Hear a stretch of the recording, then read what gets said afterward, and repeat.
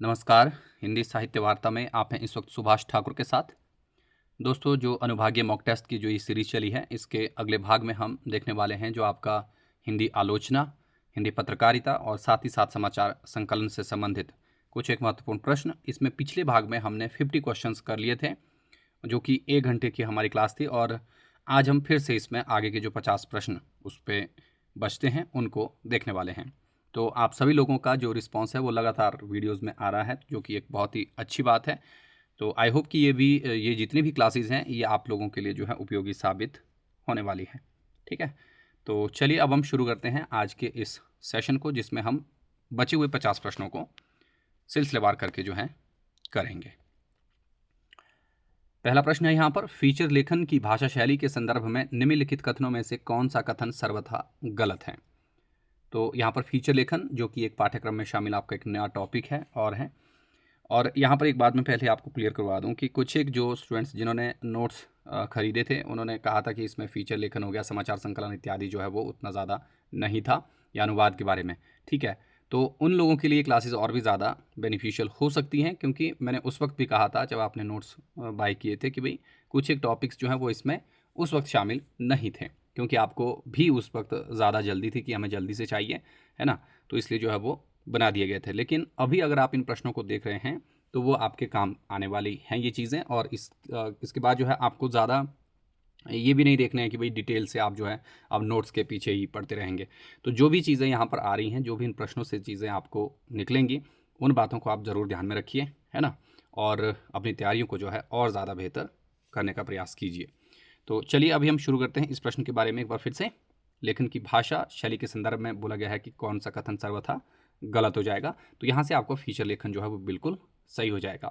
पहली चीज़ बोला गया है, देखिए, फीचर की भाषा सरल, आकर्षक, पाठकों के दिल को छूने वाली होनी चाहिए।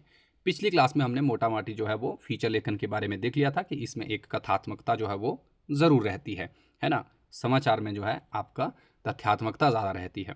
ठीक है, फीचर लेखन में जो आपका इसका रचनाकार है, या यूं कहें कि जो इसको बनाने वाला है, ठीक है, वो क्या है, वो अपनी चीज़ें भी जोड़ सकता है जो निर्माता है, लेकिन समाचार में ऐसा कुछ भी नहीं हो सकता। ठीक है, तो ये चीज़ें हमने पीछे पढ़ ली थी, तो इसको आप ध्यान में रखें।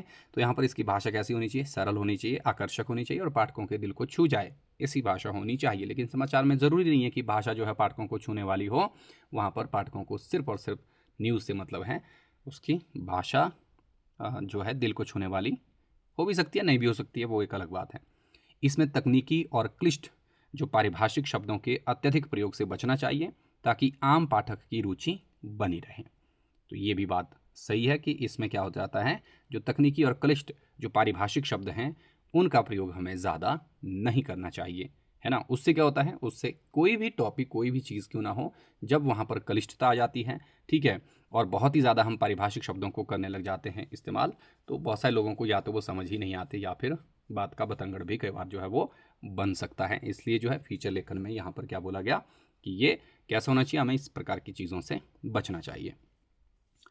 फीचर लेखन की शैली अनिवार्य रूप से शुष्क और सरकारी रिपोर्ट की तरह तथ्यात्मक होनी चाहिए। तो ये कथन अपने आप में यहाँ पर क्या हो जाएगा, गलत हो जाएगा, क्योंकि पहले से ही हम इन चीज़ों के बारे में पढ़ रहे हैं कि फीचर जो है ये कैसी होती है, एक सरस विधा है, ठीक है, और एक सृजनात्मक विधा है, जिसमें हमारी जो क्रिएटिविटी है वो ज़रूर दिखती है। ठीक है, और इसकी शैली जो है वो कभी भी क्या हो सकती है, शुष्क नहीं हो सकती, या नीरस जो है वो नहीं हो सकती। ठीक है, यदि ये जो आपका फीचर रहता है, देखिए जो फीचर है उसकी शैली अगर सरकारी विज्ञप्ति की तरह कर दी जाए तो क्या हो जाएगा, तो वो फीचर ना रहकर केवल और केवल एक जो है रिपोर्ट ही हो जाएगी, जिसको हम सांख्यिकीय रिपोर्ट भी कहते हैं, है ना। तो ये बात आपको ध्यान में रख लेना है। तो ये सामान्य सी बात है जो याद रखने लायक है फीचर के बारे में, इसको आप ध्यान में रखिए और आपका आंसर जो है यही हो जाएगा। आखिर में बोला गया है, फिर से देखिए, कि जो आपका फीचर लेखक होता है वो कल्पनाशीलता और लोक कथाओं के मुहावरों का प्रयोग कर सकता है। ये बात भी सही है, तभी तो भाषा सरल, आकर्षक और पाठकों के दिल को छूने वाली जो है वो हो जाएगी। इसको आप ध्यान में ज़रूर रखें। ओके, तो आई होप ये प्रश्न आपको अच्छे से समझ आ गया होगा, और जो फीचर लेखन है उसके बारे में आपने कुछ और इम्पॉर्टेंट चीज़ें और इम्पॉर्टेंट जो नोट हैं वो रखे होंगे अपने दिमाग में। अब इनको आप चाहे अब नोट्स बनाइए इसके भी, या फिर आप इसको ईजिली ऐसे स्क्रीनशॉट करके जो है वो याद रख लीजिए। ठीक है, नेक्स्ट है यहाँ पर भारतेंदु हरिश्चंद्र द्वारा संपादित कवि वचन सुधा 1868 में प्रकाशित किस आलोचनात्मक प्रयास को हिंदी की व्यवहारिक आलोचना का प्रारंभिक रूप माना जाता है? तो यहाँ पर बोला गया है जो कवि वचन सुधा है, देखिए 1868, इसमें प्रकाशित किस आलोचनात्मक प्रयास को हिंदी की व्यवहारिक आलोचना का प्रारंभिक रूप माना गया है? ठीक है, तो पहले है यहाँ पर राजा लक्ष्मण सिंह के शकुंतला नाटक की समीक्षा। तो ये आपका यही बात जो है वो हो जाएगा, है ना, व्यवहारिक आलोचना का प्रारंभ। तो ये बात भी आप ध्यान में रखें। ठीक है, तो ये जो राजा लक्ष्मण सिंह रही, देखिए इनके शकुंतला नाटक की समीक्षा के बारे में जो है ऐसा माना गया है। बालकृष्ण भट्ट ने जो है आपका जो अगला प्रश्न है, देखिए बालकृष्ण भट्ट ने हिंदी प्रदीप 1886 में बनारसीदास चौधरी प्रेमघन जो रही है, प्रेमघन ने आनंद कादम्बनी में लाला श्रीनिवास दास के किस नाटक की विस्तृत सच्ची और व्यवहारिक आलोचना करके हिंदी आलोचना को एक स्वतंत्र और परिपक्व विधा के रूप में स्थापित किया है? ठीक है, तो ये प्रश्न हो गया। यहाँ पर बोला गया है कि हिंदी प्रदीप जो रही है उसमें बद्रीनारायण चौधरी प्रेमघन ने आनंद कादम्बनी में श्रीनिवास दास के किस नाटक की विस्तृत सच्ची और व्यवहारिक आलोचना करके हिंदी आलोचना को एक स्वतंत्र और परिपक्व विधा के रूप में स्थापित किया था? तो ये प्रश्न यहाँ पर बोला गया है, इसको ध्यान में रखना है आपको। तो यहाँ पर क्या हो जाएगा, देखिए इसमें ऑप्शन है आपके सामने रणधीर प्रेम मोहिनी, तप्ता संवरण और संयोगिता स्वयंवर और साथ ही साथ प्रहलाद चरित्र। तो यहाँ पर हो जाएगा इसका राइट आंसर जो है ये होगा संयोगिता स्वयंवर। ठीक है, तो संयोगिता स्वयंवर से आपको याद रख लेना है कि इसकी समीक्षा जो है हिंदी आलोचना के इतिहास में क्या मानी जाती है, स्वर्ण अक्षरों में मानी जाती है कि दर्ज है। ठीक है, इस बात को ध्यान में रखिए। और इस संदर्भ में एक जो बालकृष्ण भट्ट रहे हैं, देखिए इन्होंने इसको शीर्षक भी दिया था सच्ची समालोचना। ये प्रश्न कई बार पूछा भी जाता है कि सच्ची समालोचना के लेखक कौन रहे हैं। ठीक है, तो जो आलोचना वाला पोर्शन है वहाँ पर इसको आप कीजिएगा। सच्ची समालोचना जो है इन्होंने क्या दिया, इसको शीर्षक दिया था। ठीक है, तो जो ये दोनों आपके समीक्षक रहे हैं, देखिए जो आपका प्रेमघन और जो आपके बालकृष्ण भट्ट। ठीक है, इन्होंने नाटकों के जो शिल्प है, भाषा है, ऐतिहासिकता है ना, इस पर और जो पात्रों के चरित्रण है, ऐतिहासिक जो प्रमाणिकता इत्यादि रही है, ठीक है, उन पर जो है इन्होंने तटस्थता के साथ जो है दोनों ने ही क्या की, समीक्षा की है। ये बात आप ध्यान में रखिएगा। ठीक है, जब हम हिंदी आलोचना की बात करते हैं तो इन दोनों जो समीक्षकों का नाम जरूर आता है जो कि भारतेंदु युगीन लेखकों में गिने जाते हैं। ठीक है, तो संयोगिता स्वयंवर यहाँ पर क्या हो जाना था, सही आंसर इसका हो जाएगा। नेक्स्ट क्वेश्चन है, देखिए आचार्य महावीर प्रसाद द्विवेदी की उस पुस्तक का नाम बताइए जिसे तुलनात्मक और गवेषणात्मक यानी कि जिसको हम अनुसंधानात्मक आलोचना कहते हैं उसकी कसौटी माना जाता है। यानी कि जिसमें क्या है, तुलना भी है और गवेषणात्मक आलोचना की कसौटी, दोनों ही बातें हैं, जिसमें उन्होंने संस्कृत के महाकवि की भाषा और शैली पर गंभीर उंगलियां उठाई थीं। तो ये है आपका संस्कृत की भाषा शैली पर या महाकवि के जो रहे उनकी भाषा शैली पर, ये हो जाएगा कालिदास की निरंकुशता। शीर्षक से ही पता चल रहा है, देखिए। ठीक है, कालिदास की निरंकुशता। ठीक है, तो इसमें क्या इन्होंने कि जो शास्त्रीय जो रूढ़ियाँ रही हैं उनका इन्होंने विरोध किया था। ठीक है, और ये 1911 में इन्होंने जो है वो आप देखते हैं कि इसके बारे में लिखा और उन्होंने सिद्ध किया कि जो एक महाकवि होने के बावजूद जो है कालिदास से क्या है, व्याकरण और भाषा के स्तर पर कहाँ कहाँ जो है उनसे चूक हुई है। ये बात जो है कालिदास की निरंकुशता में इन्होंने बताई है। ठीक है, जिससे आपको ध्यान रख लेना है कि इस पुस्तक में क्या है कि उनकी जो आलोचना दृष्टि है वो कितनी निडर किस्म की रही है ना, और कितनी व्याकरण सम्मत जो रही है, जो आपके हजारी प्रसाद द्विवेदी जो आपके ये महावीर प्रसाद द्विवेदी रहे, है ना। तो इसको ध्यान में रख लेना है आपको, बड़ी महत्वपूर्ण चीज़ है कालिदास की निरंकुशता।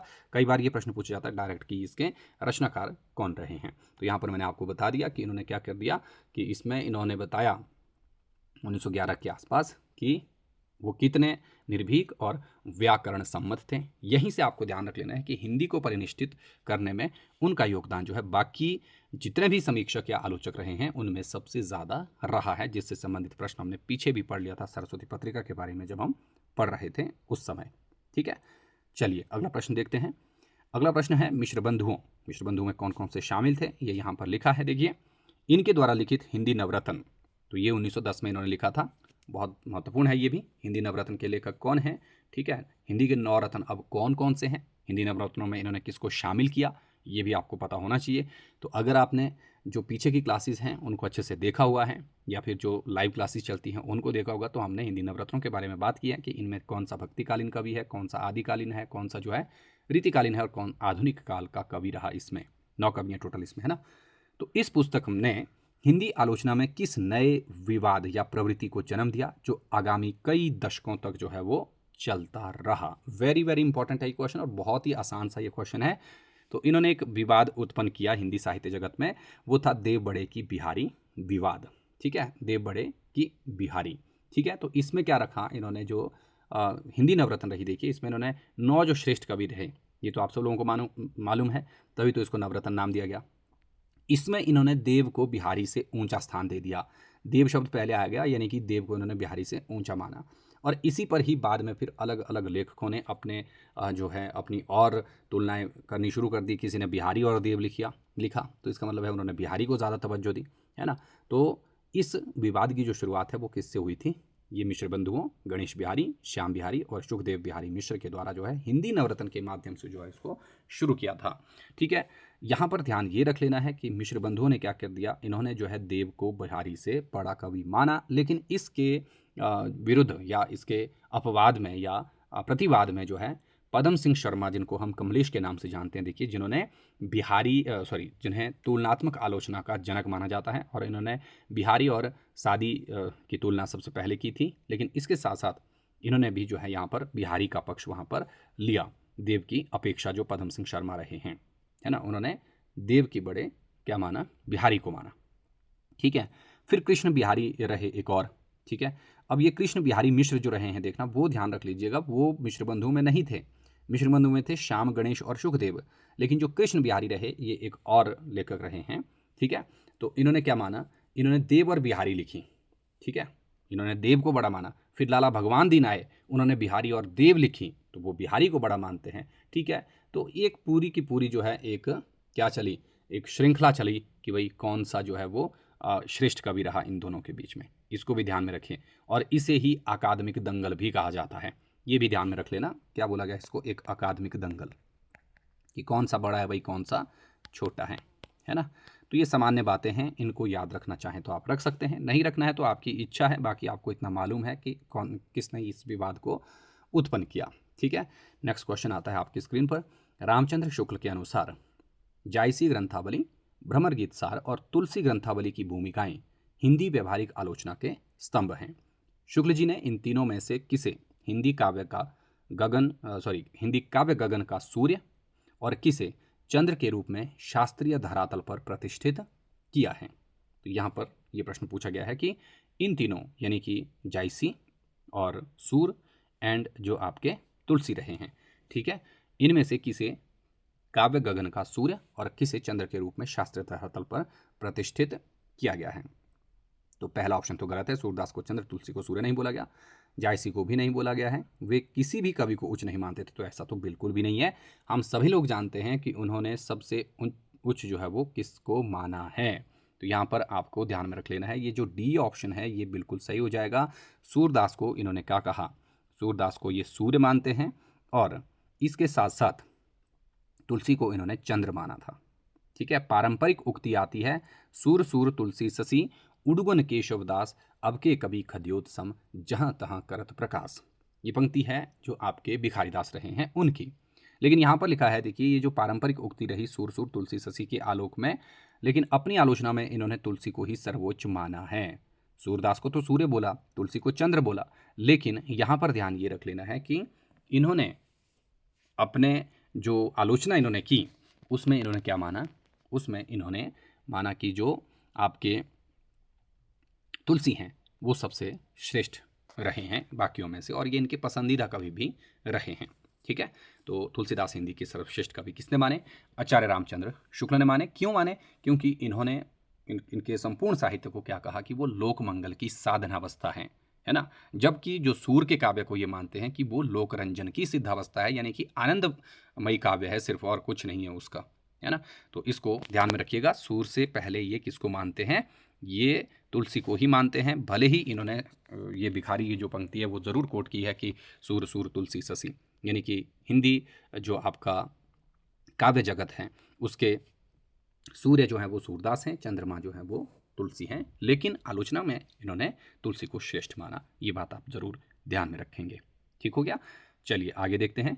शुक्ल ने साधारणीकरण यानी कि यूनिवर्सलाइजेशन के प्राचीन संस्कृत सिद्धांत को बदलते हुए समकालीन जीवन के संदर्भ में क्या नई स्थापना दी।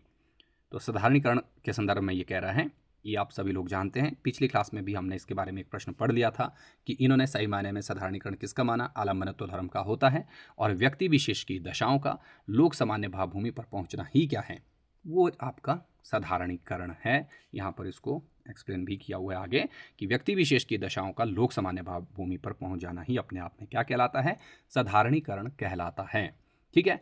आलंबन से मतलब है आश्रय का जो आलंबन है या जो पात्र है, ठीक है, उसको ही हम क्या मानते हैं कि उसका ही साधारणीकरण होता है। ठीक है, तो इसको आप ध्यान में रखिएगा। बाकी आगे देखते हैं अगला प्रश्न क्या है। अगला प्रश्न है, साहित्य का इतिहास जनता की चित्तवृत्ति का इतिहास है। आचार्य रामचंद्र शुक्ल का यह अति प्रसिद्ध कथन उनकी किस आलोचनात्मक दृष्टि को रेखांकित करता है। तो बंद आंख से आप इस प्रश्न का उत्तर दे सकते थे। तो ये कहते हैं कि विधेयवादी और ऐतिहासिक समाजशास्त्रीय जो दृष्टिकोण इनका रहा है उसके संदर्भ में ये आता है। आप सभी लोग जानते हैं शुक्ल विधेयवादी पद्धति के ही जनक रहे हैं, क्योंकि यहाँ पर जो आलोचक 3 रहे हैं, देखिए फ्रांसीसी जो चिंतक रहे हैं, वो उनकी जो पद्धति रही वो विधेयवादी पद्धति के जनक माने जाते हैं। इसमें 3 चीज़ें आती हैं, जाति, वातावरण और क्षण विशेष। ठीक है, इसके अनुकूल जो है ये ढाली गई है भारतीय दृष्टिकोण से देखा अगर जाए, है ना। तो इसके अनुसार क्या बोला गया है कि जैसे जैसे जनता की चित्तवृत्तियां जो है बदलती रहती हैं, वैसे वैसे साहित्य का रूप भी जो है वो अपने आप में क्या हो जाता है, परिवर्तित हो जाता है। ठीक है, इसलिए साहित्य के इतिहास को हम जानते हैं कि ये सामाजिक इतिहास से अलग नहीं है ना। इसको आप ध्यान में रखें। ये हो जाएगा आपका प्रश्न संख्या 58। ये प्रश्न आपने पहले पढ़े हैं, लेकिन थोड़ा सा इसका रूप अलग यहाँ पर आपको देखने को मिल रहा है। हजारी प्रसाद द्विवेदी ने अपनी किस ऐतिहासिक आलोचनात्मक कृति में सिद्ध किया कि कबीरदास शास्त्रीय ज्ञान से रहित होते हुए भी महाकवि थे, शुक्ल जी द्वारा उनकी उपेक्षा करना अनुचित था।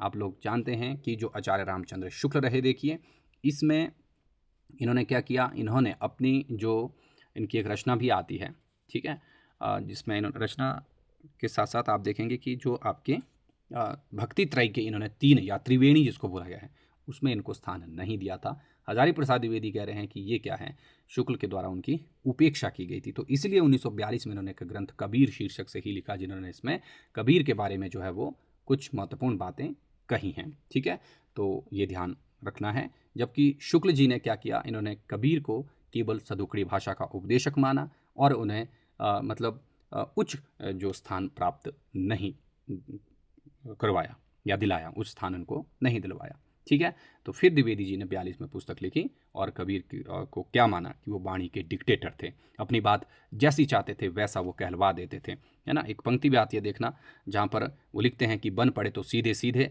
नहीं तो दरेरा देकर। यानी ये बात ध्यान में रख लेनी है आपको, बहुत महत्वपूर्ण बात है ये। किसने कही, इन्होंने कही थी ये इसके बारे में। ठीक है, और कबीर को अगर देखें आलोचना जगत के शीर्ष पर स्थापित करने का कार्य जो अगर किसी ने किया तो ये तुलसी नहीं, सॉरी, जो आपके हजारी प्रसाद द्विवेदी रहे, इन्होंने किया। ठीक है, इसको ध्यान में रखिए। चलिए नेक्स्ट क्वेश्चन आता है 60 नंबर पर। आचार्य हजारी प्रसाद द्विवेदी की आलोचना पद्धति को मानवतावादी क्यों कहा जाता है। तो यहाँ से आपको एक चीज़ तो पहले ही ध्यान रख लेनी है कि ये किस प्रकार के रहे हैं, मानवतावादी चिंतक रहे हैं। और इस वाक्य और कौन सा वाक्य इसका मूल मंत्र है, किसका, मानवतावादी दृष्टिकोण का, है ना। तो मैं साहित्य को मनुष्य की दृष्टि से देखने का पक्षपाती हूँ। जो वागजाल मनुष्य को दुर्गति से न बचा सके वह साहित्य कहलाने का अधिकारी नहीं है। वेरी वेरी इंपॉर्टेंट है ये लाइन, आपको बहुत बार हमने पढ़ी है इसको क्लास के दौरान भी। तो यहीं से ही इनका मानवतावादी स्वर जो है वो दिखाई पड़ता है। तो मनोरंजन की वस्तु नहीं है, साहित्य को उद्देश्य विधाओं के नियम सिखाना भी नहीं है, साहित्य से बड़ा जो है मनुष्य नहीं हो सकता। ठीक है, तो ये ध्यान में रख लेने वाली बातें थी। नेक्स्ट है यहाँ पर डॉक्टर रामविलास शर्मा ने प्रगतिशील आलोचक के रूप में भारतेंदु युग और द्विवेदी युग का मूल्यांकन करते हुए इन युगों की मूल शक्ति किसे माना है। भारतेंदु और द्विवेदी युग के बारे में बोला गया है कि इन युगों की मूल शक्ति जो है वो किसे माना है। ठीक है, तो रामविलास शर्मा प्रगतिशील आलोचक, ये आप सभी लोग जानते ही हैं, है ना। तो यहाँ पर बोला गया है, देखिए भारतेंदु और द्विवेदी युग में मूल्यांकन किया गया, तो इन युगों की मूल में क्या चीज़ है, लोक जागरण। तो उस वक्त बिल्कुल वाकई में जो है लोगों को जागृत करना अपने आप में एक टफ टास्क था, तो यही हो गया। ठीक है, और साथ ही साथ सामंतवाद साम्राज्यवादी विरोधी चेतना ये समाज में रही। ठीक है, जो भारत के जातीय गद्य के विकास का आधार बनी, यही इसका राइट आंसर हो जाएगा। विदेशी साहित्य की नकल भी नहीं है मूल में। ठीक है, केवल धार्मिक कट्टरता भी नहीं है, दरबारी संस्कृति को तो पुनरुत्थान की बात ही नहीं होती है ना। तो यहाँ पर क्या हो जाएगा कि जो लोक जागरण है, ठीक है, और सामंतवाद साम्राज्य विरोधी जो चेतना रही, इसको जो है क्या माना गया, भारतीय जातीय गद्य का जो है इसका ये आधार रहा है। ठीक है, और इनकी एक पुस्तक भी आती है डॉक्टर रामविलास शर्मा की, देखना, जिसमें इन्होंने क्या नाम लिखा है उसका, भारतेंदु युग और हिंदी भाषा की विकास परंपरा। इसको आप देखें, जो कि यहाँ पर महत्वपूर्ण है। दूसरी है महावीर प्रसाद द्विवेदी और हिंदी नवजागरण, वेरी वेरी इंपॉर्टेंट है ये, 1977 की कृति, ये भी बहुत बार इसके बारे में आती है। ठीक है, तो उसमें जो है इनका जो ये प्रगतिवादी या जिसको हम मार्क्सवादी दृष्टिकोण देखते हैं वो दिखाई देता है।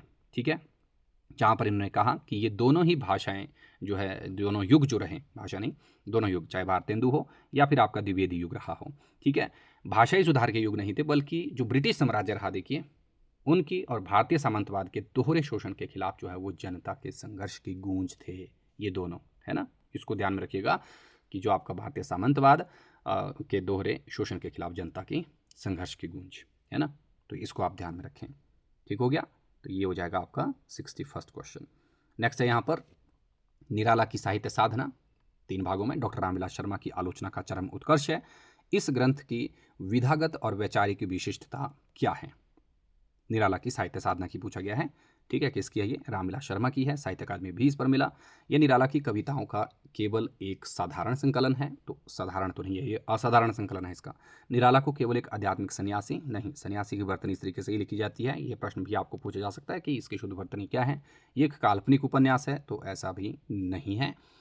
यह हिंदी की पहली मुकम्मल, विशाल और गहन आलोचनात्मक जीवनी, क्रिटिकल बायोग्राफी है, जो मार्क्सवादी सौंदर्य शास्त्र के आधार पर निराला के जीवन और उनकी युग प्रवर्तक कविताओं के द्वंद्व को संपूर्णता से उद्घाटित करती है। वेरी वेरी इंपॉर्टेंट, ये लाइन आपकी बिल्कुल सही हो जाएगी कि इस महाग्रंथ के लिए रामविलास शर्मा को साहित्य अकादमी पुरस्कार भी मिला, और साथ ही साथ उन्होंने निराला का जो फक्कड़पन है, उनकी जो आर्थिक दृढ़ता है, उसकी बात की इन्होंने, और साथ ही साथ जो पारिवारिक उनके दुख रहे हैं, और राम की शक्ति पूजा, सर्वस्मृति जैसी कविताओं के जो अंतर संबंध है, उनको भी इन्होंने बहुत ही बारीकी से इसमें जांचा है, और इसको हम इसीलिए मानते हैं कि ये विश्व साहित्य की क्या है, श्रेष्ठतम जीवनियों के समकक्ष है ये, है ना। इसको ध्यान में रखिए, निराला की साहित्य साधना, वेरी वेरी इंपॉर्टेंट। ठीक है, चलिए अगला प्रश्न है, डॉक्टर नगेंद्र की आलोचना पद्धति पर मुख्य रूप से रसवादी है। ठीक है, मुख्य रूप से जो नगेंद्र की आलोचना बोली गई, इसको ध्यान में रखिएगा, मुख्य रूप से क्या है ये, एस्थेटिक, जो आपके साइकोएनालिटिक, है ना, तो रसवादी हैं। उन्होंने कामायनी के संदर्भ में कौन सा अत्यंत प्रसिद्ध आलोचनात्मक ग्रंथ लिखा और कामायनी को क्या संज्ञा दी। देखिए, 2 तरीके से प्रश्न पूछा गया कि कामायनी को लेकर के इन्होंने ग्रंथ कौन सा लिखा और कामायनी को इन्होंने बोला क्या। तो इन्होंने लिखा कामायनी एक पुनर्विचार, मानव चेतना के विकास का महाकाव्य, वेरी वेरी इंपॉर्टेंट है ये, इसको आप ध्यान में रखें। कामायनी पाठ्यक्रम में भी शामिल है आपको रचना, उसको लेकर के आलोचक क्या कहते हैं, मैंने पहले भी कहा था कि इस तरीके के प्रश्न पूछा जा सकता है आपको।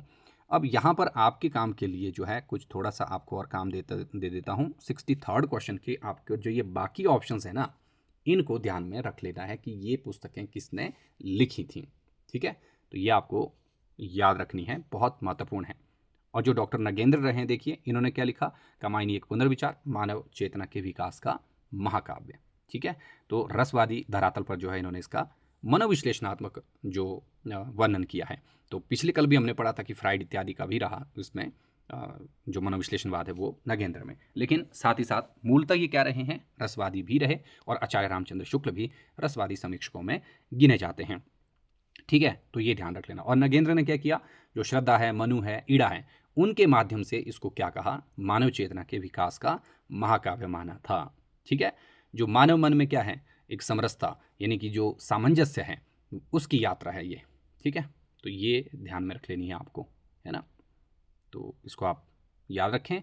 अब बाकी जो चीज़ें हैं वो आपको बाद में देखना है, और इसी शीर्षक से आप किसी और व्यक्ति ने भी लिखा हुआ है तो वो भी आपको बताना है ना। तो ये हो गया आपका यहाँ पर कामायनी को लेकर के जो कुछ बातें कही हैं इनको देखिएगा।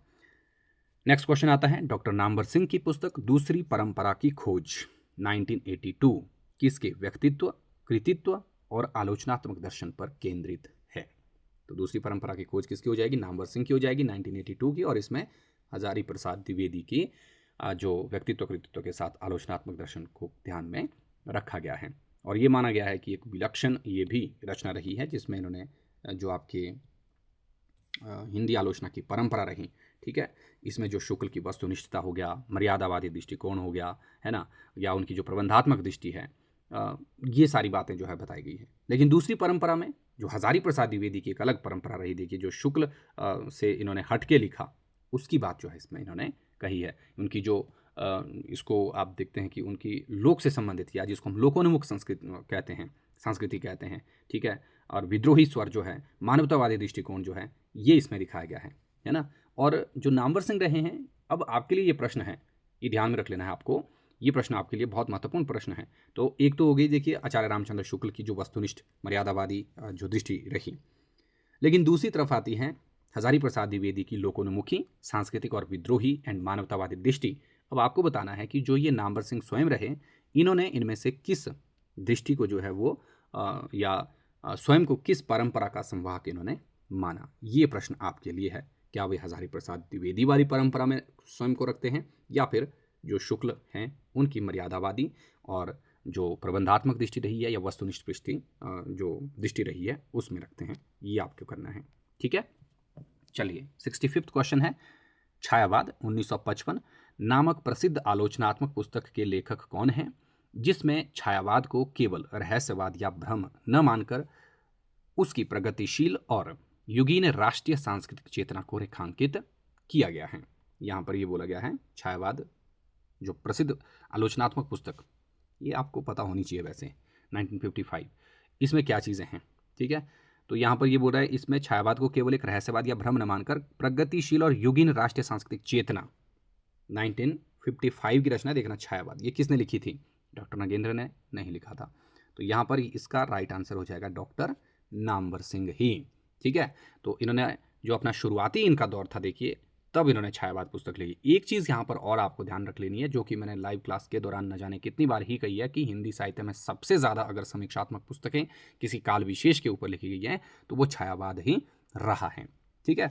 तो नामवर सिंह ने भी क्या किया, अपने शुरुआती दिनों में जो है इन्होंने क्या किया, छायावाद पुस्तक लिखी, और इस विधा के प्रति जो समकालीन एक संकीर्ण दृष्टिकोण था उसको इन्होंने बदला, है ना। तो इनका जो दृष्टिकोण था आपको पता है, यह नामवर सिंह का मार्क्सवादी दृष्टिकोण ही रहा, लेकिन इन्होंने इसमें क्या है, एक सूक्ष्म तरीके से छायावाद के भीतर की जो व्यक्तिकता है ना, और जो प्रकृति चित्रण है उसको दिखाने की बात की गई है। और ये मध्यवर्गीय जो चेतना रही है देखिए उसकी मुक्ति की बात भी कहीं ना कहीं करता है, ऐसा इन्होंने अपनी इस कृति में माना है। तो ये बात भी आप देख सकते हैं, ठीक है। आचार्य नंद दुलारे वाजपेयी को हिंदी आलोचना के इतिहास में किस काव्य प्रवृत्ति का प्रतिष्ठापक आलोचक माना जाता है, और उनकी दृष्टि की प्रकृति क्या थी? ये तो हमने बहुत बार पढ़ा है कि ये छायावाद के सौष्ठववादी आलोचक रहे हैं। अब ये सौष्ठववादी क्या होता है ये आपको पता होना चाहिए, ठीक है। तो इन्होंने भी क्या किया, जो आपके नंद दुलारे वाजपेयी रहे देखिए, है ना, इन्होंने जो है आपका जो शुक्ल जी रहे हैं उनकी समय सीमाओं को इन्होंने भी लांगा, और प्रसाद पंत और निराला जैसे जो रचनाकार रहे हैं उनको छायावाद की बृहत रही के काव्य में जो इन्होंने स्थान दिया। सौष्ठववादी आलोचना में आपको ध्यान रख लेना है कि सिंपली जो कलात्मक गरिमा है, जो आंतरिक अनुभूतियां हैं, उनको ही क्या किया जाता है, ज़्यादा तवज्जो जो है वो दी जाती है, ठीक है। बाकी विस्तार से कभी और पढ़ेंगे तो जान लेंगे। नेक्स्ट क्वेश्चन है यहाँ पर देखिए, वाद विवाद और संवाद पुस्तक कब लिखी गई? 1989। लेखक कौन है, और इसके माध्यम से उन्होंने आधुनिक हिंदी विमर्शों को किस रूप में विश्लेषित किया है, ठीक है। तो यहाँ पर इसमें आपको ध्यान में रख लेना है कि क्या किया, ये किसकी रचना है, वाद विवाद संवाद, ये हो जाएगी आपकी डॉक्टर नामवर सिंह की ही। तो डॉक्टर नामवर सिंह की जो आलोचनात्मक पुस्तक है ये बड़ी महत्वपूर्ण है, इनको आप ध्यान में रखिएगा। इसमें ये इनके निबंधों का एक संग्रह है, या व्याख्यानों का संग्रह भी आप इसको कह सकते हैं। इसमें उन्होंने जो समकालीन आलोचना हो गया, आधुनिकतावाद हो गया, उत्तराधुनिकतावाद, ठीक है, हिंदी का जो बदलता स्वरूप है, उनकी दिशाएं हैं, दशा है ना, उसको संवाद परक जो शैलियाँ रही हैं वो इसमें इन्होंने लिखी, या उसके ऊपर इन्होंने टिप्पणियाँ की हैं। इस तरीके की बातें यहाँ पर आपको इसमें ध्यान में रख लेनी है। तो ये हो जाएगा आपका नेक्स्ट प्रश्न, इसको आप एक बार ज़रूर देखें, है ना, इसको देखना है आपको। ठीक है, चलिए अगला देखते हैं आगे क्या है। नई कविता के सौंदर्य शास्त्र को परिभाषित करने वाले आलोचक और दार्शनिक गजानन माधव मुक्तिबोध की उस पुस्तक का नाम बताइए जिसे मध्य प्रदेश शासन द्वारा प्रतिबंधित कर दिया गया था और बाद में कोर्ट के माध्यम से वह प्रतिबंध हटा। तो ये आप सभी लोग जानते हैं, भारतीय इतिहास और संस्कृति, है ना, 1962 के आसपास की ये रचना रही। ठीक है, इसको देख लीजिएगा, एग्जैक्टली 1962 के पास ही है या फिर कब की ये कृति इनकी रही। ठीक है, तो इसको आपको जानना है। बहुत बार ये भी हमने पढ़ा हुआ है इसके बारे में कि जो मुक्तिबोध रहे हैं, ठीक है, ये भी एक आप सिंपली इनको कवि के रूप में नहीं देखते हैं, लेकिन एक मौलिक या ऐतिहासिक या एक प्रखर आलोचक के रूप में भी हम इनको जानते हैं। ठीक है, इस रचना में इन्होंने क्या किया कि जो तत्कालीन जो रूढ़ियाँ रही हैं, देखिए, या जो रूढ़िवादी ताकतें रहीं, उनके दबाव में क्या किया, मध्य प्रदेश सरकार ने इनके ऊपर प्रतिबंध लगा दिया, है ना। और साथ ही साथ इसको इसमें बताया क्या गया था कि इसमें इन्होंने जो इतिहास है उसको तार्किक तरीके से और मार्क्सवादी नज़रिए से प्रस्तुत करने की बात की थी, जो कि तत्कालीन शासन व्यवस्था को क्या लगा, सही नहीं लगा, और इसलिए इसको बैन करना पड़ा उनको, है ना। लेकिन बाद में प्रतिबंध हटाना भी पड़ा। ठीक है, तो ये हो जाएगा भारत इतिहास और संस्कृति। 69वां प्रश्न है यहाँ पर, कविता के नए प्रतिमान पुस्तक के लिए डॉक्टर नामवर सिंह को किस वर्ष साहित्य अकादमी पुरस्कार से सम्मानित किया गया था? तो ये था आपका 1971। तो इस प्रकार के प्रश्न तो हो सकता है आपको पूछे जाएं, तो थोड़ा बहुत उनके बारे में याद रख लीजिएगा। एंड 1968 में प्रकाशित हुई है आपकी कविता के नए प्रतिमान, और इसके रिगार्डिंग ही मैंने पिछली क्लास में भी कहा था, एक है कविता के नए प्रतिमान और एक है नई कविता के प्रतिमान, ये किसकी रचना है। तो आप में से कल वाली क्लास में भी किसी ने जवाब नहीं दिया, और लास्ट तक जो है किसी ने वीडियो को देखा भी नहीं, बताया भी नहीं कि मैं देख रहा था, है ना। आज अगर आप देख रहे हैं तो ज़रूर बता दीजिएगा इसका आंसर भी।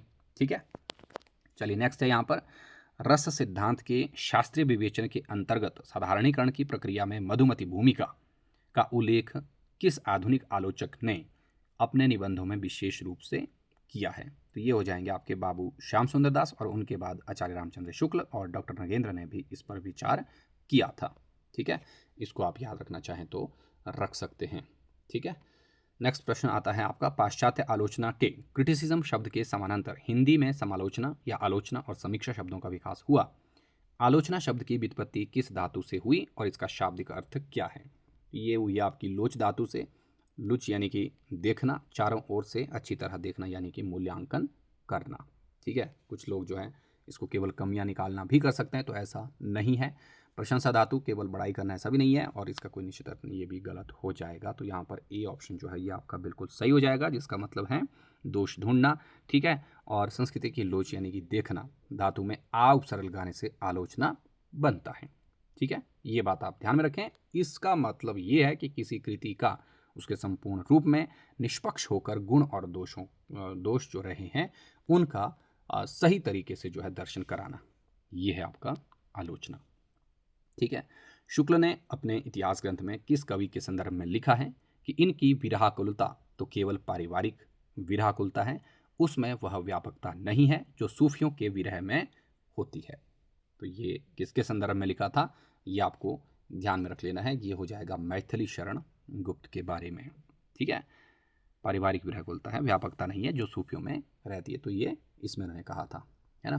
तो शुक्ल जी ने जो साकेत है, देखिए, उसके नवम सर्ग में उर्मिला के विरह वर्णन की जो प्रशंसा तो की है, लेकिन उसकी सीमा को बताते हुए इन्होंने बोला कि जो गुप्त की विरहकुलता है, यानी कि वो गाहस्थ जिसको कहते हैं, गृहस्थ से बना गृहस्थ है। ठीक है, उस जीवन की सीमाओं के ये भीतर है ना। उसमें ब्रह्मांडीय या आध्यात्मिक तड़प का अभाव हमें देखने को मिलता है। ये शुक्ल ने इसके संदर्भ में कुछ बातें और कही थी, उनको अगर आप याद रखना चाहें तो रख लीजिए, नहीं है तो आप खाली इतना सा ही याद रख सकते हैं। ठीक है, उर्मिला के संदर्भ में याद रखेंगे आप। ओके, नेक्स्ट है यहाँ पर रसमीमांसा 1949 शुक्ल की मृत्यु के पश्चात प्रकाशित हुई। ये शुक्ल जी के किस प्रकार की आलोचनात्मक चिंतन का संग्रह है? तो ये आपको ध्यान में रख लेना है कि ये है इनका जो सैद्धांतिक आलोचना। ठीक है, जिसमें रस हो गया, साधारणीकरण हो गया, लोकमंगल सिद्धांत हो गया, ये आपको शीर्षक से ही पता चल रहा है। ठीक है, चलिए नेक्स्ट आता है, मार्क्सवाद और प्रगतिशील साहित्य पुस्तक के लेखक कौन है? डॉक्टर रामविलास शर्मा की स्थापनाओं में से कई स्थानों पर असहमति व्यक्त करते हुए मार्क्सवादी सौंदर्य शास्त्र की अधिक उदार व्याख्या इसमें हुई है। तो बाद में देखिए एक और प्रश्न एक्स्ट्रा इसमें जुड़ गया है, बस आपको इतना याद रख लेना है कि मार्क्सवाद और प्रगतिशील साहित्य के जो लेखक रहे हैं वो कौन हैं। तो ये हो जाएगा आपका शिवदान सिंह चौहान। प्रश्न आपको ऐसे भी पूछा जा सकता है कि इस पुस्तक में क्या किया गया है, ठीक है, तो याद रख लेना है।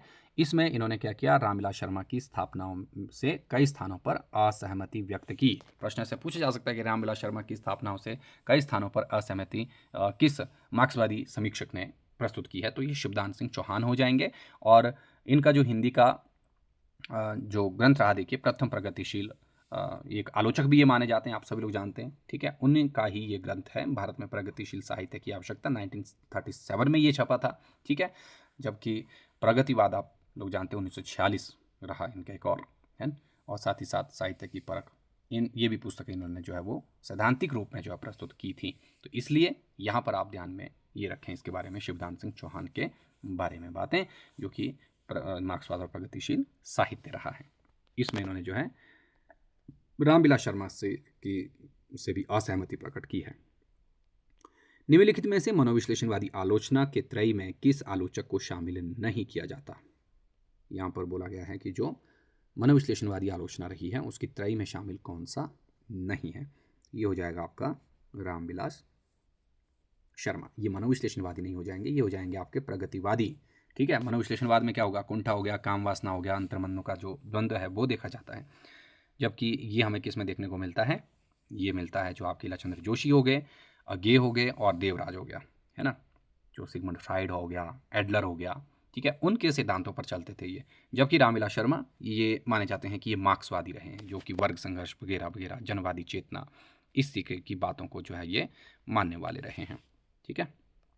तो इसको आप देखें। नेक्स्ट यहाँ पर रीति काव्य की भूमिका, 1949 ग्रंथ के लेखक कौन है और इस ग्रंथ के माध्यम से रीतिकालीन श्रृंगारिक कविताओं को किस दृष्टि से जांचा गया है, ठीक है। रीति काव्य की भूमिका, सिंपल सी बात यहाँ पर पहले बोला गया है, तो ये आपको ध्यान में रख लेना है कि ये है डॉक्टर नगेंद्र की, और इसमें कुछ भी नहीं हो जाएगा। ऑप्शन नंबर बी आपका सही हो जाएगा। यहाँ पर देखिए, इस ग्रंथ में रीतिकाल के कवियों के आंतरिक मनोविज्ञान, काम भावना और सौंदर्य बोध का सहानुभूतिपूर्ण मनोविश्लेषणात्मक मूल्यांकन जो है वो किया गया है ना, ये याद रख लीजिए। बाकी चीज़ें जो है वो आपको याद रखने की ज़रूरत नहीं है ना, तो ये याद रख लेना था। शुक्ल जी ने क्या किया था, शुक्ल ने तो रीतिकाल की विलासिता की निंदा कर दी थी, है ना, लेकिन नगेंद्र ने इसकी भूमिका लिखकर, यानी कि रीति काव्य की भूमिका को लिखकर क्या बताया कि भाई रीतिकालीन कवियों का जो श्रृंगारिक केवल बाहरी नहीं है, बाहरी प्रदर्शन नहीं है, उसमें तत्कालीन जो सामंती परिवेश है उनमें रहने वाले मानव मन की भी सहज मनोवैज्ञानिक अभिव्यक्ति रही थी। ये इन्होंने खुद माना उसमें, ये बात आप ध्यान में रखिए। चलिए आगे देखते हैं। अगला प्रश्न है, महावीर प्रसाद द्विवेदी ने सरस्वती के माध्यम से गद्य की भाषा को स्थिर और मानकीकृत किया। ये बात तो काफ़ी हद तक सही लग रही है ना, तो ऑप्शन ए जो है ठीक हो जाएगा लगभग, क्योंकि वे ब्रजभाषा के व्याकरण को खड़ी बोली से अधिक शुद्ध और वैज्ञानिक मानते थे। तो ये बात तो बिल्कुल भी सही नहीं, हम सभी लोग जानते हैं वो ब्रजभाषा से क्या चाहते थे कि वो हिंदी ही हो जाए, खड़ी बोली हिंदी होनी चाहिए थी, है ना, तो ये ध्यान में रख लेना। खड़ी बोली हिंदी के वो प्रबल समर्थक रहे हैं और ब्रजभाषा की रूढ़ियों को दूर करके ही उन्होंने खड़ी बोली को परिष्कृत या फिर यूं कहें कि व्याकरण सम्मत बनाने की जो बात की थी, ठीक है। तो ये हो जाएगा आपका 77वां क्वेश्चन। नेक्स्ट है यहाँ पर नागरिक प्रचारणी सभा काशी की स्थापना वर्ष और इसके संस्थापकों की त्रयी का सही विकल्प चुनना था आपको, ठीक है। तो ये तो आपको ऑप्शन नंबर यही सही लग रहा है। देखिए, राहु श्याम सुंदर दास रहे, नारायण मिश्र रहे और शिव कुमार सिंह, ठीक है। तो राम, श्याम और शिव, ये हम हमेशा पढ़ते हैं। नागरिक प्रचारणी सभा की स्थापना 1893 में हुई थी और काशी नागरिक प्रचारणी पत्रिका 1896 में आई और 97 से सही तरीके से वो चली बाद में, ठीक है। तो यही आपको ध्यान में रखना था इसमें। चलिए आगे देखते हैं। इसके बाद अगला प्रश्न आता है आपकी स्क्रीन पर, समाचार लेखन में प्रयुक्त होने वाली क्रोनोलॉजिकल शैली यानी कि कालानुक्रमिक शैली का उपयोग मुख्य रूप से किस विधा या किस प्रकार के लेखन में किया जाता है। तो ये होता है आपका जो फीचर लेखन हो गया, बैकग्राउंडर हो गया और ऐतिहासिक कड़ियों व कथात्मक जो समाचारों को क्रमिक रूप से, ठीक है, प्रस्तुत करने में जो है ये आपकी क्रोनोलॉजिकल शैली चलती है। ये भी आपको ध्यान रख लेना है, ओके, समाचारों के संदर्भ में जो मुख्य बातें हैं। फिर आता है देखिए, प्रिंटेड न्यूज़ या फ्रेमिंग पत्रकारिता के क्षेत्र में किस दोष या प्रवृत्ति को प्रदर्शित करती है। प्रिटेंडिंग न्यूज़, प्रिंटिंग बोल दिया मैंने, प्रिटेंडिंग न्यूज़ या फ्रेमिंग, ये बोल रहा है कि पत्रकारिता के क्षेत्र में किस दोष या प्रवृत्ति को ये प्रदर्शित करता है। ये समाचार पत्रों की सुंदर छपाई करना, तो ये तो नहीं हो जाएगा, है ना। नेक्स्ट क्या है, नेक्स्ट है किसी समाचार को इस प्रकार से चयनात्मक शब्दों, शीर्षकों और कोणों के साथ प्रस्तुत करना कि पाठक का ध्यान मूल यथार्थ से हटकर किसी विशिष्ट पूर्वाग्रह या नैरेटिव की ओर मुड़ जाए। तो ये इसका बिल्कुल राइट आंसर हो जाएगा कि जो प्रिटेंडिंग न्यूज़, प्रिटेंड से ही याद रख लेना है आपको कि ये क्या होता है कि नैरेटिव की ओर मुड़ जाना या यथार्थ से हटाना, किसी को भड़काना, है ना, इस तरीके की बात। इसको हम फ्रेमिंग भी कहते हैं पत्रकारिता के क्षेत्र में। ये इसकी दोष या प्रवृत्ति को प्रदर्शित करती है। एक सूची को एक में आलोचक है और दूसरे में आलोचनात्मक जो पद्धति या विशिष्ट जो पहचान है उसको रखा गया है। अब आपको ये मिलान करना है। आचार्य रामचंद्र शुक्ल, लोकमंगल और आलमनत्व धर्म का साधारणीकरण, बिल्कुल सही बात है, ठीक है। हजारी प्रसाद द्विवेदी, अभी हमने पढ़ा, मानवता और भारतीय चिंतन धारा का विकास है। रामविलास शर्मा, जातीय परंपरा है। और दामर सिंह, कविता के नए प्रतिमान और दूसरी परंपरा की खोज। तो ऑप्शन नंबर ए ही यहाँ पर जो है इसका बिल्कुल सत्य हो जाएगा, जो कि आपके पाठ्यक्रम में दिए हुए हैं। इनको एज इट इज ऐसे ही आप याद रखें, कुछ इधर उधर भागिए मत, ठीक है। हिंदी समाचार चैनल और डिजिटल प्लेटफॉर्म के दौरान के इस दौर में टीआरपी का तकनीकी अर्थ क्या है और यह पत्रकारिता की नैतिकता को कैसे प्रभावित कर रहा है, ठीक है। तो यहाँ पर आपको याद रख लेना है जो पहले लिखा है, देखिए, टेलीविज़न राइट्स फॉर प्रेस, ये पत्रकारों के विधिक अधिकार तय करती है, तो ऐसा नहीं है, ठीक है। टेलीविज़न रेटिंग पॉइंट, टीआरपी, बिल्कुल सही बात। इसमें लिखा है यह दर्शकों की संख्या और उनके देखने की अवधि को मापती है, जिसके कारण अधिक टीआरपी बटोरने के चक्कर में चैनलों में सनसनीखेज और सतही सामग्री परोसने की होड़ मची होती है। तो ये बात बिल्कुल सही है इसके संदर्भ में, इसको आप ध्यान में रख लीजिए। और टीआरपी टोटल रेडियो प्रोग्राम भी नहीं है, रेडियो नाटकों की रेटिंग, कोई बात नहीं, ये बाकी गलत ही है। तो बी ऑप्शन इसका ठीक कर लीजिए। रीति काव्य का वैज्ञानिक मूल्यांकन करने वाले और बिहारी का गागर में सागर जैसी उक्तियों को शास्त्रीय धरातल पर रखने वाले शुक्ल जी के इतिहास ग्रंथ के उस प्रसिद्ध वाक्य को पूरा कीजिए जो यहाँ पर दिया है। देखिए, बिहारी की रस व्यंजना का पूर्ण वैभव उनके खालिस्तान में ही दिखाई पड़ता है, ठीक है। तो यहाँ पर क्या हो जाएगा, यहाँ पर है इसका अनुभव विधान, यानी कि चेष्टाओं का जो बारीकी से चित्रण होता है। तो यहाँ पर क्या हो जाएगा कि जो बिहारी है, देखिए, है ना, बिहारी के बारे में कहा ना, शुक्ल ने बिहारी की क्या की बड़ाई की थी और उन्होंने लिखा कि उनको उनके दोहों में क्या है, अनुभव विधान जो है ये अत्यंत उत्कृष्ट है, ठीक है। जो नायक नायिका रहीं उनकी शारीरिक जो चेष्टाएं हैं, कटाक्ष हैं, है ना, उनके जो छोटे छोटे हाव भाव भी हैं, उन चीज़ों का अंकन भी इन्होंने मतलब अपने दोहों में जिस तरीके से किया वैसा किसी दूसरे कवि ने नहीं किया था। और इसीलिए तो आप कहते हैं कि इसके संदर्भ में भी क्या है कि ससैया के दोहे, जो नाविक के तीर देखने में छोटे लगे घाव करे गंभीर, या फिर यही वाली बात जो यहाँ पर लिखी है कि गागर में सागर भर दिया। ये प्रश्न कई बार पूछा जाता है कि किसके दोहों के लिए ऐसा बोला गया था, तो इनको आप ध्यान में रख लीजिए। भारतेंदु हरिश्चंद्र कृत नाटक में निबंध, हरिश्चंद्र कृत नाटक निबंध में उन्होंने नाटक के दृश्य काव्य होने के कारण उसके 5 मूल उद्देश्य बताए हैं। तो ये आपके पिछले कल मैंने एक क्वेश्चन किया था कि इन्होंने 4-5 जो उद्देश्य बताए हैं ये कौन कौन से थे, ठीक है, या कितने थे, तो 5 हो गए। यहाँ पर बोला गया निम्नलिखित में से कौन सा उद्देश्य भारतेंदु द्वारा नहीं बताया गया है, तो जो नाटक निबंध में इन्होंने कहा था। तो इसमें देखिए, केवल पारलौकिक मोक्ष की प्राप्ति, ये नहीं माना इन्होंने, ठीक है। बाकी और जो चीज़ें हैं इन्होंने रखी, इसको आप ध्यान में रखिए। भारतेंदु कौन थे, आधुनिक युग के युग दृष्टा माने जाते हैं, आधुनिक काल का जनक भी इनको माना गया है, ठीक है। एंड साथ ही साथ आप देखेंगे कि ये देखेंगे आप कि उनके नाटकों का उद्देश्य जो है केवल और केवल मोक्ष पाना नहीं माना जाता, या यूँ कहें कि स्वर्ग की प्राप्ति है, बल्कि इस संसार का सुधार, देशभक्ति, या जिसको हम देशवत्सलता कहते हैं कि नाटक में देशभक्ति का स्वर भी होना चाहिए, ठीक है, और लोक का सुधार यानी कि इस संसार से संबंधित होना चाहिए वो हमारा, ठीक है। 2 बातें ये हो गई। तीसरा, इसमें कौतुक होना चाहिए, है ना, मनोरंजन होना चाहिए। और चौथा हो गया आपका मनोरंजन, और 5वां हो गया समाज की कुरीतियों को दूर करना, जिसको इसने समाज संस्कार कहा था, है ना। ये 5 उद्देश्य हैं, इनको आप नोट डाउन कर लीजिए। हो सकता है ऐसा प्रश्न पूछें कि इन्होंने अपनी आलोचना में जो है कितने उद्देश्यों को माना है नाटक के, ठीक है, और वो कौन कौन से थे। नेक्स्ट है यहाँ पर समीक्षा के क्षेत्र में जो कार्य आचार्य रामचंद्र शुक्ल ने किया था उसे आगे बढ़ाते हुए उसमें अंतः अनुशासनात्मक गहराई लाने का श्रेय डॉक्टर नगेंद्र को है। डॉक्टर नगेंद्र की आलोचना का मुख्य पाश्चात्य दार्शनिक आधार क्या था। तो इनसे क्या है कि आपको प्रश्न भी समझ में आ रहा है ऊपर, ठीक है। शुक्ल ने किसका समीक्षा के क्षेत्र में जो कार्य शुक्ल ने किया उसे आगे बढ़ाते हुए उसमें अंतः शासनात्मक या इस जिसको हम कहते हैं इंटरडिसिप्लिनरी गहराई किसने लाई, नगेंद्र ने लाई। ये खुद ब खुद आपको एक प्रश्न बन गया। अब यहाँ पर पूछा गया है कि इनकी आलोचना का मुख्य पाश्चात्य जो दार्शनिक आधार क्या रहा है ना। तो ये हो जाएगा क्रोचे का अभिव्यंजनावाद और फ्राइड का कामोद्वेग व अवचेतन का सिद्धांत, जो हमने पिछली क्लास में भी पढ़ा था अगर आपने अच्छे से ध्यान दिया होता, है ना। कि जो डॉक्टर नगेंद्र रहे हैं उन्होंने भारतीय जो रस सिद्धांत रहा है उसका मेल किससे रखा, क्रोचे के अभिव्यंजनावाद और फ्राइड के मनोविश्लेषणवाद से, ठीक है। काव्य की आत्मा, कवि की जो व्यक्तिगत चेतना है उसको माना और उसकी जो इच्छाएं हैं, है ना, उसके उदात्तीकरण के रूप में इन्होंने इसको देखा था। ये आपका एग्जैक्टली क्वेश्चन है, इस तरीके से बन जाएगा। ठीक हो गया। चलिए आगे प्रश्न आता है, इतिहास और आलोचना पुस्तक में नामवर सिंह ने हिंदी साहित्य के इतिहास लेखन की किस रूढ़ि पर प्रहार किया है। ठीक है, तो इसमें इन्होंने सामाजिक और आर्थिक शक्तियों के द्वंद्व को समझे बिना कवियों को केवल धार्मिक श्रेणियों जैसे सगुण और निर्गुण में बांटकर इतिहास को जड़ बना देने की प्रवृत्ति पर इन्होंने इसमें क्या किया है, प्रहार किया है नामवर सिंह ने, है ना। ये बात ध्यान रखिए। निम्नलिखित में से कौन सा एक फीचर का प्रकार ये देखिए जो एक संख्या लिखी है .jpg के पाठ्यक्रम और व्यवहारिक पत्रकारिता के अनुसार नहीं माना है। ठीक है, तो ये भी आपको ध्यान रख लेना है। 260.735.jpg के पाठ्यक्रम और व्यवहारिक पत्रकारिता के अनुसार कौन सा बोला गया है कि फीचर का एक प्रकार नहीं है।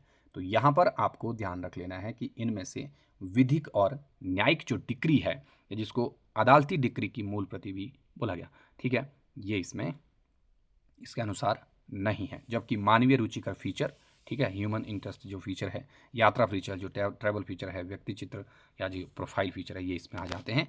लेकिन यहाँ पर लीगल डिक्री शीट जो है इसमें नहीं होगा, इस बात को आप याद रखें।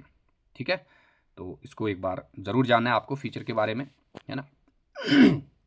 जो विधिक डिक्री है ये एक शुद्ध कानूनी या जिसको हम अदालती दस्तावेज कहते हैं, एक डॉक्यूमेंट है ये इस प्रकार का, और जिसका पत्रकारिता की जो सृजनात्मक विधा है, देखिए, है ना, इस फीचर से इसका कोई भी संबंध नहीं है। ये बात आपको ध्यान में रख लेना है।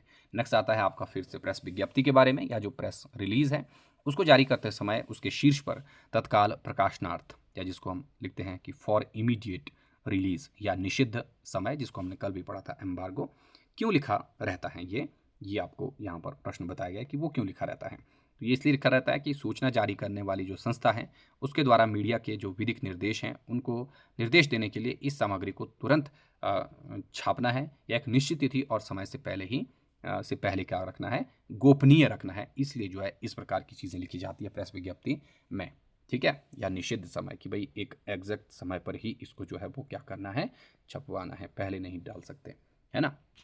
तो उसको आप एक बार ज़रूर देखें। ये हो गया आपका यहाँ पर जो मुख्य बात है जिसे आप ध्यान में रखें, इससे संबंधित निषिद्ध समय इसको बोलते हैं, ठीक है, या तत्काल प्रकाशनार्थ। आचार्य शुक्ल के हिंदी साहित्य का इतिहास 1929 के संबंध में निम्नलिखित में से कौन सा कथन सर्वथा असत्य है। ठीक है, यह ग्रंथ मूलतः नागरिक प्रचारणी सभा द्वारा प्रकाशित हिंदी शब्द सागर की भूमिका, बिल्कुल सही बात है ना। उसमें इसका नाम क्या था, हिंदी साहित्य का विकास नाम से लिखा गया था। इसमें शुक्ल जी ने अपभ्रंश साहित्य को प्राकृताभास हिंदी कहकर विवेचित किया, ये बात भी सही है। शुक्ल जी ने कबीर को तुलसी से भी ऊंचा और श्रेष्ठ कवि माना है, ये तो हमने अभी पढ़ा, ऐसा इसने बिल्कुल भी नहीं माना। इसमें लगभग 1000 कवियों, यानी कि टोटल तो 997 थे, तो 1000 के आसपास ही हुए वो, ठीक है, उनके जीवन वृत्त के स्थान पर उनकी साहित्यिक विशेषताओं के मूल्यांकन पर इन्होंने बल दिया, तो बिल्कुल सही बात है ये वाली भी, ठीक है। तो ऑप्शन नंबर डी भी सही हो जाएगा। तो शुक्ल के इतिहास ग्रंथ में जो जो बातें हैं वो आप ध्यान में रखेंगे। ठीक, चलिए नेक्स्ट क्वेश्चन देखते हैं आगे क्या है। सरस्वती पत्रिका के माध्यम से महावीर प्रसाद द्विवेदी ने किस विधा के विकास में भाषा परिष्कार के साथ साथ एक कठोर मार्गदर्शक आलोचक की भूमिका निभाई, जिसमें कवियों की रीढ़ की हड्डी मजबूत हुई। ठीक है, तो यहाँ पर सरस्वती पत्रिका के बारे में बोल रहे हैं, तो ये तो आप सिंपल सा बंदांग करके भी कर सकते हैं कि खड़ी बोली काव्य लेखन में, है ना, इसको ध्यान में रख लेना। रामविलास शर्मा के आलोचनात्मक दर्शन के अनुसार निम्नलिखित में से कौन सा तत्व किसी देश के जातीय साहित्य के निर्माण के लिए अनिवार्य है। रामविलास शर्मा की बात हो रही है यहाँ पर, तो ये लिख रहे हैं कि भाई उस देश की अपनी लोक भाषा, लोक संस्कृति, सामंतवाद विरोधी ऐतिहासिक संघर्ष और जन सामान्य की सामूहिक चेतना की अभिव्यक्ति है ना। ये जो 3-4 चीज़ हैं इनको आप ध्यान में रखिए कि जो डॉक्टर रामविलास शर्मा रहे, ये साम्यवाद के जो अंतर्राष्ट्रीयता सिद्धांत है उसको मानते हुए जो भारत रही है उसकी जो राष्ट्रीय और जातीय परंपरा रही उसके ये प्रबल समर्थकों में गिने जाते हैं। ठीक है, तो ये मानते थे कि जो तुलसी है, सूर है या फिर आपका कबीर और निराला हैं, 3 नाम, ये महान इसलिए हैं क्योंकि इनकी जड़ें जो हैं भारत की जो जनमानस है या जो लोक चेतना है या जो कि यहाँ का मिट्टी का संघर्ष है उसमें जुड़ी हुई है इनसे, ये इसलिए इनको इन्होंने महान माना। तो लोक संस्कृति, लोक भाषा और सामंतवादी विरोधी जो ऐतिहासिक संघर्ष, इसको आप ध्यान में रखिए डॉक्टर रामविलास शर्मा के अनुसार, है ना। चलिए अगला प्रश्न आता है यहाँ पर 92nd क्वेश्चन। देखिए, नामवर संस्कृत कविता के नए प्रतिमान पुस्तक में फैंटेसी शिल्प का गहन विश्लेषण किया गया है। ये भी आपको ध्यान रख लेना कि फैंटेसी को लेकर भी इन्होंने इसमें विश्लेषित किया। उनके अनुसार मुक्तिबोध की कविताओं में फैंटेसी क्या कार्य करती है। ये ऑप्शन नंबर ए सही हो जाएगा कि यह अचेतन मन में दबे हुए सामाजिक यथार्थ, क्रूर राजनीतिक सत्ताओं के भय और आंतरिक सत्य को एक प्रतीकात्मक और भयानक स्वप्न की कथा के रूप में बाहर लाने का सशक्त माध्यम है। ये बात इन्होंने कही थी और खासकर मैंने पहले भी कहा था कि इनकी जो अंधेरे में और ब्रह्म राक्षस रही है, देखिए उसको इन्होंने इसमें केंद्र में रखा हुआ है। तो ये दोनों ही फैंटेसी शैली की कविताएं हैं और लंबी कविताएं हैं। ठीक है, तो ये बात आपको यहाँ पर ध्यान रख लेना है। और नामवर सिंह ने बोला कि भाई फैंटेसी जो है वो पलायन नहीं है, बल्कि हमारे जो पूंजीवादी समाज है उसकी क्रूरताओं और जो बुद्धिजीवी वर्ग है उनके जो आंतरिक जो अपराध बोध है उनको व्यक्त करने का सबसे तीखा औजार है जो आपका ये फैंटेसी है ना। इसको आप ध्यान में रखें, डॉक्टर नामवर सिंह ने ये बातें बताई थी। नेक्स्ट क्वेश्चन है, जनसंचार के क्षेत्र में मुद्रित माध्यम या जिसको हम प्रिंट मीडिया कहते हैं उसके लेखन की सबसे बड़ी विशेष विवशता या सीमा कौन सी है। तो इसमें आपको बताना है। तो इसमें जो सीमा रहती है या जो दोष भी जिसको आप कह सकते हैं या विवशता भी कह सकते हैं, डेडलाइन और स्पेस की कठोर सीमा, यानी एक निश्चित समय के बाद समाचार स्वीकार नहीं होते और पृष्ठ के निश्चित आकार के कारण शब्दों को इसमें काटना भी पड़ता है ना। ये है आपका जो मुद्रित माध्यम है ना। तो इसमें जितना स्पेस है, कई बार स्पेस ही नहीं मिलता कुछ खबरों के लिए, है ना। तो ये एक इसकी एक विवशता है ना। रेडियो या जो वेब पत्रकारिता में समय जो और रहता है देखिए, या स्थान जो रहता है उसको बढ़ाया जा सकता है। ठीक है, जैसे वेब पेज पर जो आप क्या चाहते हैं कि चाहे जितनी लंबी खबर डालें, है ना, लेकिन अखबार के पास केवल 16 से 20 पृष्ठ ही होते हैं, है ना। तो रात को मशीन चलेगी और एक निश्चित डेडलाइन होती है कि भैया जितना हो गया उतना हो गया, अगर कुछ नहीं छपा तो उसको काट दीजिए, या फिर छोटी सी खबर ही लगा देते हैं कई बार, बड़ी बड़ी महत्वपूर्ण खबर कितनी ही क्यों ना हो। ठीक है, तो ये बात आपको यहाँ पर ध्यान में रख लेना है। तो संपादक का काम भी बड़ा टफ है इसमें। भारतीय प्रेस परिषद पीसीआई के अध्यक्ष पद पर अनिवार्य रूप से किसे नियुक्त किया जाता है जो इसकी अर्ध न्यायिक गरिमा का प्रतीक होता है। तो ये होते उच्च न्यायालय या उच्चतम न्यायालय के सेवानिवृत्त जो न्यायाधीश या कोई प्रख्यात न्यायविद। इसको याद रखें आप लोग, है ना। चलिए नेक्स्ट है, समाचार लेखन की उल्टा पिरामिड शैली के 3 मुख्य भाग कौन से हैं। ये प्रश्न भी आपको पूछा जा सकता है कि जो हमने उल्टा पिरामिड कल पढ़ा था इसके कितने भाग रहते हैं। 3 होते हैं जो अवरोही क्रम, टॉप टू बॉटम, यानी कि ऊपर से नीचे की ओर व्यवस्थित होते हैं। तो इसमें सबसे पहले आता है मुखड़ा, जिसको हम लीड कहते हैं या इंट्रो भी कहते हैं, जो हमने पिछली क्लास में पढ़ा था। फिर एक बॉडी रहती है, फिर लास्ट में कंक्लूजन रहता है। ठीक है, तो इसको आप ध्यान में रखें। जो मुखड़ा है ये जिसको हम इंट्रो कहते हैं, देखिए ये सबसे महत्वपूर्ण तथ्य इसमें रहते हैं। बीच के भाग को हम बॉडी कहते हैं और लास्ट में जो रहता है वो आपका क्या होता है, वो आपका समापन या कंक्लूजन रहता है। ठीक है, बॉडी में क्या रहता है कि इसमें विस्तार और विवरण रहता है हमारे किसी भी समाचार वगैरह का, है ना। और सबसे नीचे समापन यानी कि कंक्लूजन ही है, जहाँ जो थोड़े से कम महत्व की चीज़ें हैं या जो ऐसे तथ्य हैं या जो पृष्ठभूमि होती है जिसे हटा भी दिया जा सकता है कंक्लूजन वाली चीज़ को, है ना। तो इसको आप याद रख लीजिए। ये 3 तरीके से ऐसे ही रहते हैं जो आपके उल्टा पिरामिड में आते हैं। नेक्स्ट आता है, हिंदी पत्रकारिता के इतिहास में आधुनिक काल का युग प्रवर्तक पत्र किसे माना जाता है और जिसे हिंदी को एक नई चाल में ढाला और गद्य के रूप को सुव्यवस्थित किया। अब देखिए मैक्सिमम लोग जो ऐसे में उदंत मार्तन कर सकते थे अगर यही प्रश्न यहीं तक होता कि आधुनिक काल का युग प्रवर्तक पत्र, तब हो सकता है बहुत सारे लोग इसको उदंत मार्तन कर लेते, लेकिन आधुनिक युग की बात बोली गई है तो यहाँ पर आपको सिंपल याद रख लेना है। इसमें हो जाएगा आपका हरीशचंद्र मैगजीन 1873, क्योंकि आगे लिखा है कि हिंदी नई चाल में कब ढली, है ना, या हिंदी को कब नई चाल में ढाला, है ना। तो कालचक्र इनका एक निबंध रहा है, उसमें इन्होंने ये स्वयं लिखा था कि हिंदी नई चाल में ढली 1873 ईस्वी में। ठीक है और ये जो बदलाव है ये उनकी जो पत्रिका रही है, देखिए हरिश्चंद्र मैगजीन, इसके प्रकाशन से आया था। और इससे पहले क्या होता था कि जो पुरानी पंडिताओं या उर्दू फारसी के बोझ से दबी हुई हिंदी रहती थी, उस प्रकार की रहती थी, लेकिन इन्होंने अब इसको मुक्त करके सरल, स्वाभाविक, सहज और व्यवहारिक रूप जो है देने का काम इन्होंने किया, है ना। इसके बाद चलिए नेक्स्ट आते हैं। आलोचना के मुखौटे और इतिहास और आलोचना जैसी प्रवृत्तियों के आलोक में मार्क्सवादी आलोचना का वह कौन सा मूल सिद्धांत है जो साहित्य को सामाजिक आर्थिक अधोसंरचना पर टिकी ऊपरी संरचना मानता है। ये प्रश्न थोड़ा सा लंबा हो गया, अब इसको ये आपके ध्यान में रख लेना। ये है ऐतिहासिक द्वंदात्मक भौतिकवाद, हिस्टोरिकल मटेरियलिज्म, है ना। ये इसमें रहता है, देखना जो आपका मार्क्सवादी आलोचना है, आपको सिंपल सा इतना याद रख लेना, ये ऐतिहासिक और द्वंदात्मक भौतिकवाद की बात करते हैं, ठीक है। इनका मानना यह है कि जो समाज का आर्थिक ढांचा यानी कि जो उत्पादन के साधन और संबंध हैं, ठीक है, वो क्या है, वो बुनियादी आधार हैं सही मायने में किसी भी समाज का, ठीक है। समाज का आर्थिक ढांचा, है ना, और बुनियादी आधार, ये है इनकी आलोचना का, मार्क्सवादी आलोचना का जो एक बिल्कुल धरातल पे जो सबसे ज़रूरी चीज़ है, इसको मानते हैं। साहित्य, कानून, धर्म और दर्शन, इसी आधार के ऊपर जो है आप देखते हैं कि बनने वाली जो इमारत है ना, साहित्य, कानून, धर्म और दर्शन, ठीक है। और इसलिए जैसा आर्थिक युग होगा, साहित्य भी वैसा ही निर्मित होता है, ये माना है जो मार्क्सवादी चिंतक रहे हैं कि भाई समाज में जैसी आर्थिक स्थिति रहेगी वैसा ही साहित्य जो है वो लिखा जाएगा, है ना, वैसा ही साहित्य लिखा जाएगा, आर्थिक साहित्य नहीं। ओके, नेक्स्ट है यहाँ पर टेलीविज़न समाचारों में प्रयुक्त होने वाले शब्द जिनको फोनो से क्या तात्पर्य है ना। तो यहाँ पर बोल रहे हैं समाचारों में प्रयुक्त होने वाला एक शब्द आता है फोनो। फोनो से क्या मतलब है ना। तो अब यहाँ पर लिखा देखिए, फोनो का मतलब है स्टूडियो में रखा हुआ पुराना टेलीफोन सेट, तो ये तो नहीं होगा। टेलीविज़न की स्क्रीन पर अचानक काला हो जाना, ये भी नहीं है, ठीक है।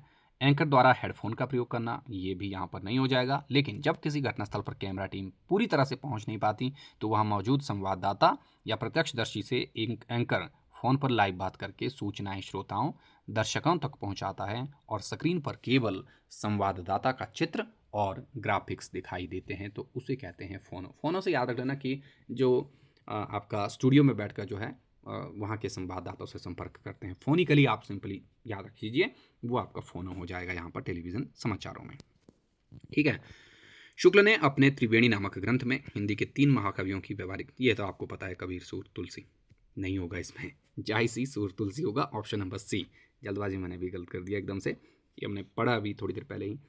उसके बाद है यहाँ पर देखिए, मल्टीमीडिया के इस युग में सिटीजन जर्नलिज्म या जो नागरिक पत्रकारिता है उसका अर्थ क्या होता है, आखिरी प्रश्न है ये। तो यहाँ पर इसका अर्थ है जब कोई आम नागरिक जो पेशेवर पत्रकार नहीं है अपने आसपास की समस्याओं, भ्रष्टाचार या घटनाओं का मोबाइल, सोशल मीडिया या ब्लॉग के जरिए उठाकर मुख्य धारा के मीडिया या समाज के सामने लाता है, वही आपका क्या है, सिटीजन जर्नलिज्म हो जाता है ना। तो ये था आपका जो यहाँ पर आज के 100 क्वेश्चन। आई होप कि आप लोगों के लिए ये प्रश्न बहुत उपयोगी साबित होंगे। और अगर आपने इस वाले पोर्शन को बहुत कम देखा है तो आप इनको एक बार फिर से ज़रूर देखिए और इसके आधार पर अपनी तैयारियों को और ज़्यादा अच्छे से करने की कोशिश की और इनके बारे में थोड़ा सा और पढ़ लीजिए, क्योंकि ये कुछ एक टॉपिक ऐसे हैं जो थोड़े से नए टॉपिक हैं बाकी टॉपिक्स की अपेक्षा, ठीक है। तो नेक्स्ट जो क्लास है वो आपको किस टॉपिक पर चाहिए ये भी आप ज़रूर कमेंट सेक्शन में जाकर बता सकते हैं। आज के लिए इतना ही, हम मिलेंगे एक नई वीडियो में एक नए टॉपिक के साथ। तब तक आप सभी लोग पढ़ते रहिए, पढ़ाते रहिए और मुस्कुराते रहिए। Bye bye.